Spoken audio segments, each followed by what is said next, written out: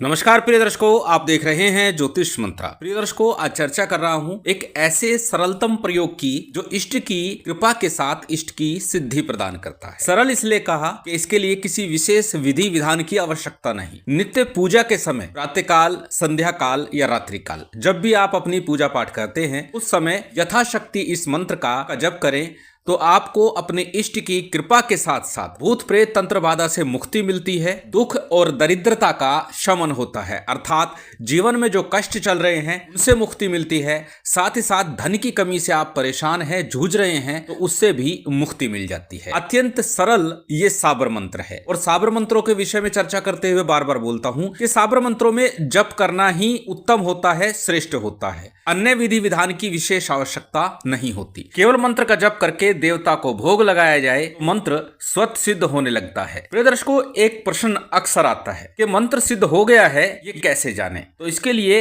पूर्ण विस्तार से शीघ्र ही एक वीडियो देने का प्रयास करूंगा जो गुप्त नवरात्रि से पहले दूं, जिससे कि आपको आपकी साधना यदि गुप्त नवरात्रि में करते हैं तो ज्ञात हो जाए कि आपको देव कृपा सानिध्य प्राप्त हो रहा है अथवा नहीं हो रहा है। बात कर रहे हैं आज के मंत्र की। आज का मंत्र जैसे मैंने कहा अत्यंत सरल है। केवल मंत्र को कंठस्थ कर ले, याद कर ले, उससे भी आपको प्रभाव मिलता है। परंतु एक बात अक्सर बोलता हूं कि चाहे मंत्र कितना ही सिद्ध हो, कितना ही श्रेष्ठ हो, परंतु एक बार उसका विधान अवश्य करना चाहिए। उससे होगा क्या? वह मंत्र पूर्णतः कंठस्थ तो हो ही जाएगा, साथ ही साथ वह हमारी ओरा के अनुसार हमारे अनुकूल बन जाएगा, जिससे कि हमें उस मंत्र का पूर्ण लाभ शीघ्र प्राप्त होगा। इसीलिए प्रत्येक मंत्र को किसी शुभ योग सिद्ध मुहूर्त में एक बार उसका विधान अवश्य करना चाहिए। इस मंत्र के लिए भी कहूंगा कि एक बार किसी शुभ योग सिद्ध मुहूर्त में इसका विधान कर ले। जो मैंने अपने अनुभव में पाया है वही विधान मैं आपको बताने जा रहा हूँ। एक दिवस का विधान है, अत्यंत सरल है और मैं नहीं समझता किसी को भी इसे करने में किसी प्रकार की दिक्कत परेशानी हो सकती है, क्योंकि ना तो इसमें दिन के लिए बाध्य किया है कि यही दिन होना चाहिए, ना इसमें समय का बंधन है कि प्रातः काल हो, संध्या काल हो या रात्रि काल हो। जब आपको समय लगे उस समय इस मंत्र का विधान आप कर सकते हैं। तीसरा, ना इसमें बाध्यता है कि इस प्रकार के वस्त्र हो, इस प्रकार का आसन हो या इस प्रकार की माला हो। जैसी व्यवस्था आपकी बन जाए उसके अनुसार ही इस मंत्र का विधान किया जा सकता है।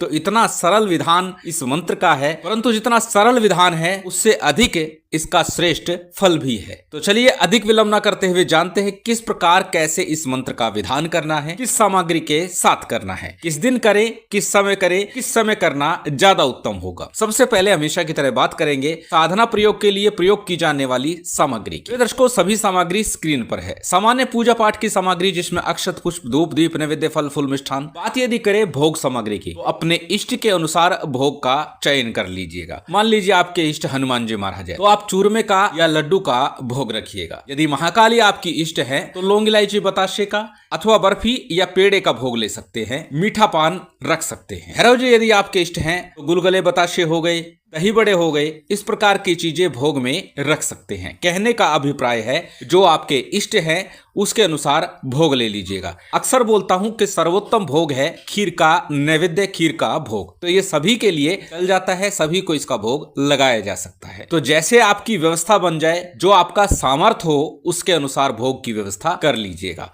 और कुछ नहीं तो लौंग, इलायची, बताशे अथवा मिश्री या गुड़ कोई भी सामग्री भोग के लिए ले सकते हैं, क्योंकि मैंने कहा इसमें विशेष सामग्री की और साधन की आवश्यकता नहीं। आवश्यकता सिर्फ एक है कि आप पूर्ण मन से एकाग्रता के साथ अपने इष्ट पर पूर्ण विश्वास करते हुए, श्रद्धा भाव रखते हुए इस मंत्र का जप करें। यह मंत्र हनुमान जी, महाकाली, भैरव जी, गुरु की शक्ति के साथ साथ आपके इष्ट की शक्ति के साथ चलता है। इसीलिए इस मंत्र पर संशय तो हो ही नहीं सकता, क्योंकि गुरु के ऊपर यदि श्रद्धा नहीं है तो फिर आपका कुछ नहीं हो सकता। क्योंकि कहा गया है गुरु गूंगो गुरु बावरो, गुरु के रहियो दास, जो गुरु भेजे नरक को, सरग की रखियो आस। इसीलिए इस मंत्र में जहां एक ओर श्री हनुमान जी महाराज, महाकाली और भैरव जी की शक्ति चल रही है, वहीं दूसरी ओर आपके इष्ट और गुरु भी साथ साथ चल रहे हैं। इसलिए अपने इष्ट पर, अपने गुरु पर तो पूर्ण विश्वास आपको रखना ही होगा, तभी आपको इस मंत्र का पूर्ण फल प्राप्त होगा। सभी सामग्री आपकी स्क्रीन पर है। सामान्य पूजा सामग्री के साथ अपने इष्ट के लिए भोग सामग्री ले लीजिएगा। माला और वस्त्र आसन की बात करें तो अपने इष्ट के अनुसार ही माला, वस्त्र, आसन का चुनाव कीजिएगा, चयन कीजिएगा और उसी के अनुसार अपने अपनी साधना विधान को संपन्न कीजिएगा। अब बात करते हैं किस दिन और किस समय इसको करना उत्तम होगा। प्रिय दर्शकों, जब सिद्धि साधना की बात हो तो अक्सर बोलता हूं कि या तो ब्रह्म मुहूर्त का समय या फिर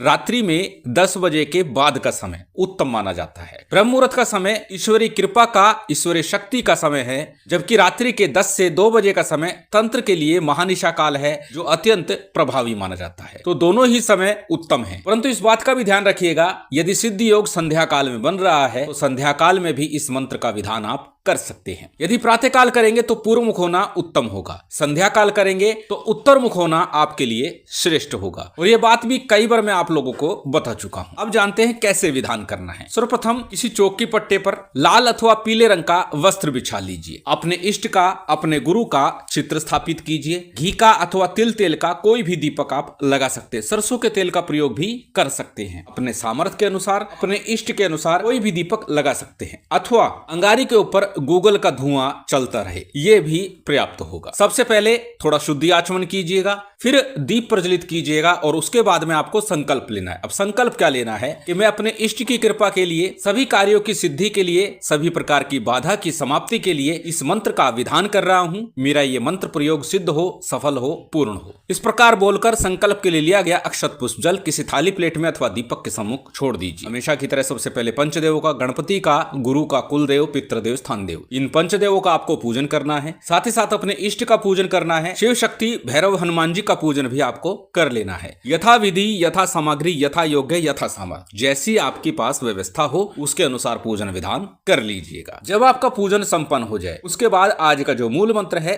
इसका जप करना है। परंतु बार बार बोलता हूं कि जप से पूर्व पहले गणपति और गुरु मंत्र का यथाशक्ति जप अवश्य ही करना चाहिए। इस मंत्र के लिए भी कहूंगा, पहले गणपति और गुरु मंत्र का यथाशक्ति 11 बार, 21 बार अथवा एक माला का जप कर लीजिए। गणपति मंत्र के रूप में ओम गणपते नमः, ओम गणेशाय नमः, ओम वक्रतुंडाय नमः, कोई भी एक गणपति मंत्र बोल सकते हैं। बात यदि करें गुरु मंत्र की तो यदि गुरु दीक्षा ली है तो अपने गुरु मंत्र का जप कीजिएगा, अन्यथा भगवान शिव को या गुरु गोरखनाथ जी को हाजिर नाजिर मानकर उनके मंत्र ओम नमः शिवाय अथवा ओम गुरु गोरक्षनाथाय नमः, इन मंत्रों का जप कर लीजिएगा गुरु मंत्र के रूप में। उसके बाद आज का मंत्र जप कीजिएगा। मंत्र जप से पूर्व अच्छा होगा यदि मंत्र को कंठस्थ कर ले, अन्यथा पूर्व में भी बता चुका हूं, यदि मंत्र याद नहीं हो पाए तो क्या करना है। भोजपत्र के ऊपर लाल चंदन से अनार की अथवा चमेली की कलम से लिखना ज्यादा श्रेष्ठ होगा जब इष्ट सिद्धि की बात हो। मंत्र को लिख लीजिए और लिखने के बाद उसे अपने सामने रखिए और फिर मंत्र का जप कीजिए, तो भी आपको सिद्धि प्राप्त हो जाएगी। मंत्र साबर है और साबर मंत्रों की चर्चा हो तो साबर सिद्धि मंत्र का भी 11 बार जप करना उत्तम होता है।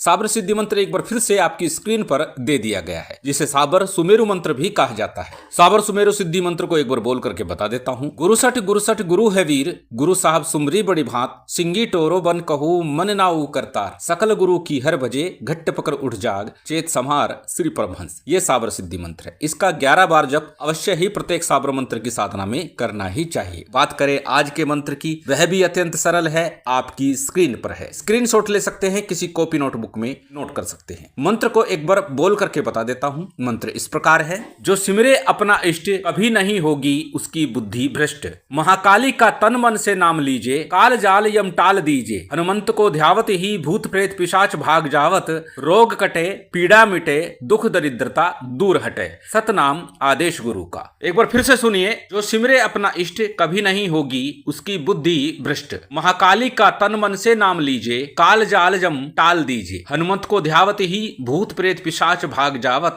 रोग कटे पीड़ा मिटे दुख दरिद्रता दूर हटे, सत्यनाम आदेश गुरु का। अत्यंत सरल छोटा सा मंत्र है। इसी मंत्र का आपको जप करना है। अब कितना जप करना है? यदि आप एक ही दिन में विधान कर रहे हैं तो किसी शुभ योग सिद्ध मुहूर्त में 11 माला इस मंत्र का विधान आप कर लीजिए, ताकि ये आपकी ऊर्जा के साथ मिल जाए, आपके अनुकूल बन जाए। अन्यथा एक माला नित्य प्रति करते हुए 11 दिवस तक इस मंत्र का विधान कर लीजिए और उसके बाद नित्य प्रति पूजा के समय 5 बार, 11 बार अथवा 21 बार यथाशक्ति जैसा आपसे संभव हो इस मंत्र का जप कीजिए, निश्चित इष्ट कृपा मिलती है, सभी उपद्रव शांत हो जाते हैं, भूत प्रेत तंत्र बाधा से मुक्ति मिलती है, धन धान्य की वृद्धि होती है। अत्यंत सरल विधान, अत्यंत सरल प्रयोग विधि है। अब प्रयोग विधि क्या है?